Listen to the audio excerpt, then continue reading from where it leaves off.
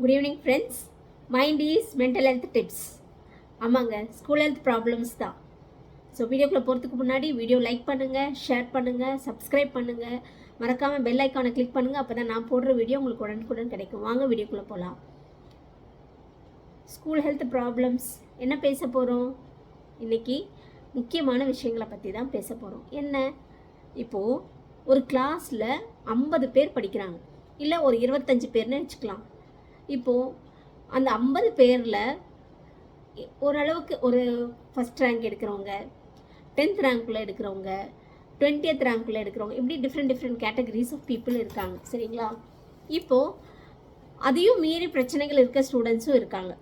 அப்படின்னா என்ன அர்த்தம்? ஃபெயில் ஆகிறவங்க அப்படியெல்லாம் இருக்காங்க. ஓகே, ஸோ இந்த மாதிரி இருக்கிற விஷயங்கள்லாம் எப்படி ஹேண்டில் பண்ணும் அப்படிங்கிறத பற்றி தான் நம்ம பார்க்க போகிறோம். சரிங்களா?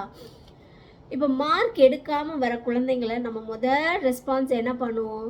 அடிக்கிறது, திட்டுறது, நீ நீ உட்படவே மாட்ட அப்படின்னு கடுமையாக பேசுறது.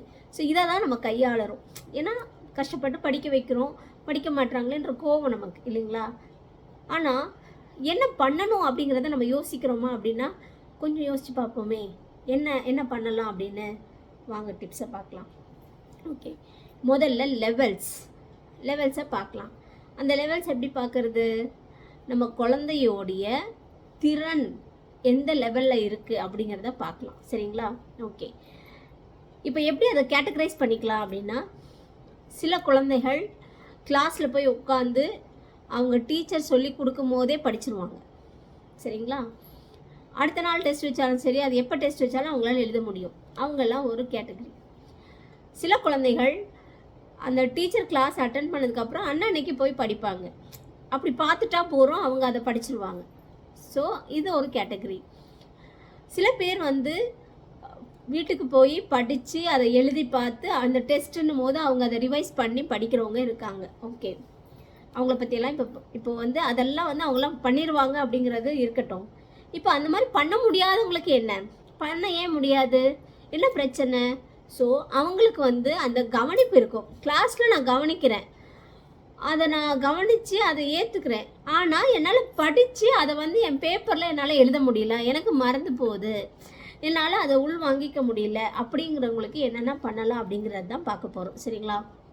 நம்பர் 1, அவங்களுக்கு அந்த படிக்கும் போது அந்த வார்த்தைகளை ஞாபகம் வச்சுக்க முடியல அப்படின்னு ஒரு பிரச்சனை இருக்குன்னா, ஒரு நிமானிக்ஸ் மாதிரி ஃப்ரேம் பண்ணி கொடுக்கலாம். சரிங்களா?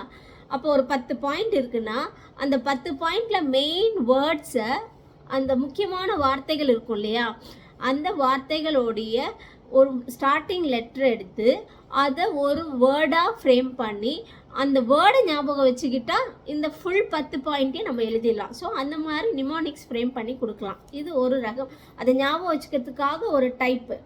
இது மாதிரி ஒன்று பண்ணலாம். ரெண்டாவது என்ன பண்ணலான்னா, அந்த பாயிண்ட்ஸில் இருக்கிற முக்கியமான வார்த்தைகளுடைய அர்த்தத்தை நல்ல ஒரு தமிழ்லையும் ப்ளஸ் தமிழ் டு இங்கிலீஷும் சொல்லிக் கொடுக்கணும்.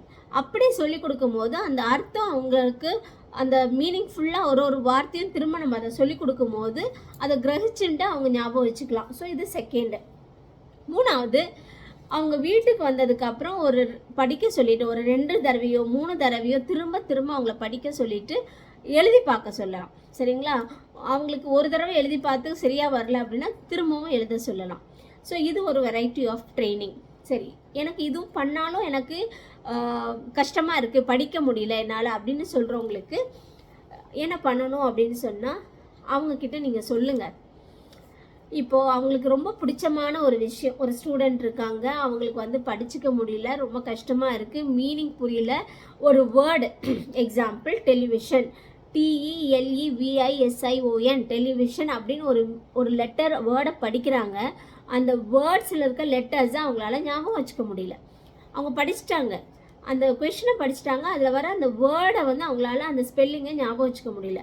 அவங்க எழுதுகிற ஆன்சர் பேப்பரில் அந்த ஸ்பெல்லிங் தப்பாக இருக்குது. ஏன்? அவங்களுக்கு கிரகிச்சிக்க முடியல. அந்த எண்ணத்தில் அந்த ஸ்பெல்லிங்கை கிரகிச்சிக்க முடியல அப்படின்னா அந்த ஒவ்வொரு வார்த்தைக்கான ஸ்பெல்லிங்கை அவங்க படிக்கும் போது படிக்கணும், அதோடைய அர்த்தங்களை படிக்கணும். ஸோ அதை திரும்ப அதை பண்ணால் தான், அது ப்ராக்டிஸ் இருந்தால் தான் அது ஈஸியாக அவங்களுக்கு வரும். சரிங்களா? ஓகே, இப்போது அது தெரியாமல் அவங்க அந்த என்ன பண்ணணும்னு தெரியாமல் அவங்களுக்கு பயம் வரும். என்னடா இது என்ன படித்தாலும் ஏற மாட்டேங்குது அப்படிங்கிற ஒரு ஃபீல் வருது இல்லையா, அந்த ஃபீல்லேருந்து அந்த பயத்தை வெளியே கொண்டு வரணும் அப்படின்னு சொன்னால் நம்ம அவங்களுக்கு ஒரு ஊக்கம் அளிக்கிற வழியில் என்ன சொல்லலாம் அப்படின்னு சொன்னால், நீ வந்து ஒரு இப்போ அந்த படிக்க முடியாத ஒரு பையனுக்கு வந்து இல்லை பொண்ணுக்கோ வந்து டான்ஸில் நல்லா இன்ட்ரெஸ்ட் இருக்குது, காம்படிஷனில் எல்லாரும் அப்லாட் பண்ணணும், நான் தான் ஃபஸ்ட்டு வரணும் அப்படின்னு ஒரு ஃபீல் இருந்த ஒரு குழந்தையா இருக்குன்னு வச்சுக்கோங்களேன். அதை ஒரு எக்ஸாம்பிளாக சொல்லுங்கள். நான் இப்போ ஒரு எக்ஸாம்பிளாக சொல்கிறேன். அது மாதிரி உங்கள் குழந்தைக்கு என்ன எதில் அதிகமாக டேலண்ட் இருக்கோ அதை பிடிச்சிக்கோங்க, அதை சொல்லுங்கள். இப்போ நீ டான்ஸில் நீ எப்படி காம்படிஷனில் ஃபஸ்ட்டு வந்த, அப்போ உடனே அவங்க என்ன சொல்லுவாங்க, நான் ஆடி ஆடி ப்ராக்டிஸ் பண்ணேன், எத்தனை ஸ்டெப்பு போட்டேன் தெரியுமா, எத்தனை தடவை ப்ராக்டிஸ் பண்ண தெரியுமா, காலெல்லாம் வலிச்சா கூட நான் நல்லா ப்ராக்டிஸ் பண்ணேன், அதனால தான் எனக்கு இந்த ப்ரைஸ் கொடுத்தாங்க அப்படின்னு அந்த குழந்தைங்க சொல்கிற பாயிண்ட்டை பிடிங்க, நீங்கள் சொல்லுங்கள். அப்போது கஷ்டப்பட்டால் அதோடைய பலன் கிடைக்குது. அது மாதிரி ப்ராக்டிஸ் பண்ணால் எப்படி வராத விஷயம் உனக்கு நல்ல டேலண்ட்டாக உன்னால் காட்ட முடியுதோ அதே மாதிரி தான் படிக்கிறதும். நீ திரும்ப அதை ப்ராக்டிஸ் பண்ண அந்த வேர்ட்ஸை எழுதி பார்க்க, அந்த கொஷனை எழுதி பார்த்தீங்கன்னா உனக்கு ஆட்டோமேட்டிக்காக நீ நல்லா பண்ணலாம் அப்படிங்கிறத நீங்கள் உங்கள் பிள்ளைங்களுக்கு சொல்லுங்கள். சரிங்களா? இப்படி மோட்டிவேட் பண்ணும்போது ஒரு அவேர்னஸ், ஒரு அந்த கெப்பாசிட்டியை டெவலப் பண்ணுறதுக்கான ஒரு அவேர்னஸ், அந்த ஒரு புரிதலை வந்து அந்த இன்சைட் செல்ஃப் அவேர்னஸ்குள்ளே திணிக்கணும். நம்ம அதை சொல்லும் போது ஓஹோ ஆமாம்ல, நம்ம ப்ராக்டிஸ் பண்ணால் தானே அது ஈஸியாக நம்மளால் வெளிக்காட்ட முடியுது பொட்டென்ஷியலாக, ஏன் நம்ம அதை படிப்பில் யூஸ் பண்ணக்கூடாதுங்கிற அந்த இன்சைட், அந்த அவேர்னஸை வந்து செல்ஃப் அவேர்னஸை வந்து நம்ம க்ரியேட் பண்ணி கொடுக்கலாம். இது ஒரு மெத்தட். ஓகே, இப்போது சில குழந்தைங்க இருக்காங்க, புக்கை எடுத்த உடனே ஐயோ இவ்வளோ பெரிய ஆன்சரா அப்படின்னு சொல்லி பயப்படுறாங்கன்னு வச்சுக்கோங்களேன். அவங்களுக்கு நீங்கள் என்ன பண்ணுங்க அப்படின்னு சொன்னால், அந்த பாடத்தில் இருக்கிறதுல அவுட்லைன் கிரியேட் பண்ணணும். சரிங்களா? அவுட்லைன்னா என்ன, இப்போ எஸ்ஸே எடுத்துக்கோங்களேன், அதில் வந்து ஒரு இன்ட்ரொடக்ஷன் இருக்கும், ஒரு டெஃபினிஷன் இருக்கும், ஒரு டைப்ஸ் எழுதணும், அதுக்கு ஒரு சைன்ஸ் அண்ட் சிம்டம்ஸ் எழுதணும், அந்த மாதிரி டிஃப்ரெண்ட் இதுவாக பிரித்து தான் நம்ம எழுதிட்டு வருவோம் எஸ்ஸேவை. ஸோ அந்த மாதிரி எழுதுகிற எஸ்ஸேவை அவுட்லைன் மாதிரி சைட் ஹெட்டிங்ஸ் எல்லாம் எடுத்துக்கணும். அதெல்லாம் போட்டுட்டு இப்போ இன்ட்ரொடக்ஷனில் அதில் என்ன பாயிண்ட்ஸ் சொல்கிறாங்க, அதில் முக்கியமான வார்த்தைகள் என்னன்னு சொல்லி ஐஃபன் போட்டுட்டு அதில் இருக்க வேர்ட்ஸை பிரித்து எடுத்துருங்க. அது மாதிரி டைப்ஸில், அது மாதிரி டெஃபினேஷனில் என்னென்ன வேர்ட்ஸ் ரொம்ப முக்கியமோ அதெல்லாம் எடுத்துகிட்டு அதுக்கு மீனிங் சொல்லிவிட்டு அந்த வேர்ட்ஸை நல்லா ஞாபகம் வச்சுட்டு, இப்போது அவங்க படிக்கும் போது அந்த புக்கை பார்க்கும்போது பல பேஜ் இருக்குது, அந்த பேஜ்லேயே அவ்வளோ நேரம் ஸ்பெண்ட் பண்ணி அவங்களுக்கு அது ஐயோ இந்த புக்கில் முடியவே மாட்டேங்குது அப்படின்னு ஒரு ஃபீல் இருக்கிறதுக்கு தான் நான் இந்த அவுட்லைன் போட சொல்கிறேன். இப்போ அந்த அவுட்லைன் 4 பேஜ் இருக்கிற பேப்பரை பார்த்து பயம் போய் இந்த ஒரு பேப்பர்லேயே அதை கன்சைஸ் பண்ணி அவங்க பார்க்குறாங்க. ஸோ இவ்வளோ தானா அப்படிங்கிற ஒரு பயம் போயிடும்.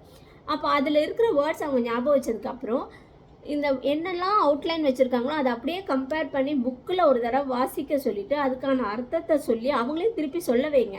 நீங்கள் சொல்லிக் கொடுக்குற அர்த்தத்தை அவங்கள திருப்பி சொல்ல வச்சுட்டு அந்த கொஞ்சம் கொஞ்சமாக படிக்க வைக்கணும். ஃபுல் எஸ்ஸையும் படிக்க வைக்காமல் இன்ட்ரடக்ஷனில் இது இருக்குது அப்போ நீ சொல்லி பார்க்கலாம், திரும்பவும் டெஃபினேஷனில் இதை சொல்லி பார்க்கலாம் அப்படின்னு பிரிச்சுக்கணும், ஸ்ப்ளிட் பண்ணிக்கணும். அதை ஸ்ப்ளிட் பண்ணி அவங்களுக்கு ஒரு அவுட்லைன் கொடுத்து நம்ம படிக்க வச்சிட்டோம்னா எவ்வளோ பெரிய கஷ்டமான விஷயங்களும் அவங்க ஈஸியாக பண்ணிடலாம். சரிங்களா? இதெல்லாம் வந்து ப்ராக்டிஸில் பண்ண வச்சுருக்கோம்.